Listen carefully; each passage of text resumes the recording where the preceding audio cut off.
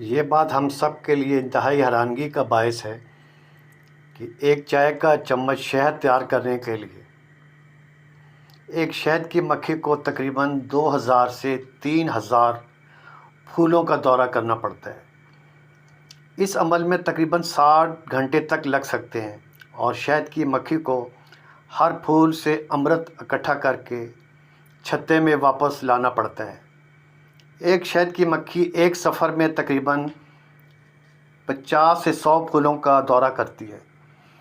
یہ روزانہ 10 سے 20 دورے کرتی ہے۔ اس کا مطلب ہے کہ ایک چائے کا چمچ شہد تیار کرنے کے لیے شہد کی مکھی کو 200 سے 400 پھولوں کا دورہ کرنا پڑتا ہے۔